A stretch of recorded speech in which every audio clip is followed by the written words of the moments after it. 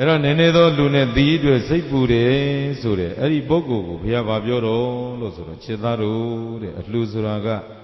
နဲတာများတာကဗราဏမဟုတ်ဘူးတဲ့ကြီးကျယ်မြင့်မြတ်တဲ့စိတ်နဲ့လှူဖို့ကအဓိကဘာစိတ်တော့ကြီးကျယ်မြင့်မြတ်တဲ့စိတ်ပြန်ပြောအဲ့တော့ကြီးကျယ်မြင့်မြတ်တဲ့စိတ်မျိုးနဲ့လှူလို့ရှိရင်ဒေသရဲ့အဲ့ဒီလှူကနည်းနည်းလှူပေမဲ့အလှူမကြီးဘူးလားအကျိုးမကြီးဘူးလား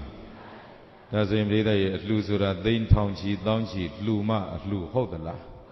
နည်းနည်းသောလှူကိုအဲ့ဒီလိုစိတ်ထားတတ်လို့ရှိရင်ဒေသကြီးမမြတ်ဘူးလား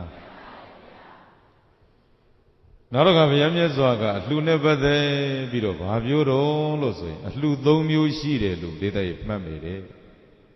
အလှူဘယ်နှမျိုးအညံစားအလှူ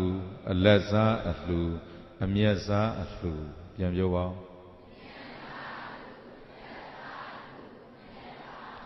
ဘယ်နှမျိုးတော့အဲ့တော့ဒီသက်လှူတော့လှူတယ်ဒါပေမဲ့တချို့များကမလှူတတ်တဲ့အတွက်ကြောင့်အညံစားဖြစ်သွားတယ်တချို့များကြတော့လည်းစိတ်ထားမတတ်တဲ့အတွက်ကြောင့်လောဘတွေကြီးတဲ့အတွက်ကြောင့်အလက်စားဖြစ်သွားတယ်လောဘနဲ့လှူတဲ့အတွက်ကြောင့်အလက်စားဖြစ်သွားတယ်အချို့များကြတော့လည်းတကယ်ကြီးကျယ်မြင့်မြတ်တဲ့စိတ်ရွယ်ချက်တွေမှန်ကန်တဲ့အတွက်ကြောင့်အမျက်စားဖြစ်သွားတယ်ဘာဖြစ်သွားတော့ဒီတိုင်းပြန်ပြောပါအောင်ကုသိုလ်ဘယ်နှမျိုးတော့ဘာတွေတော့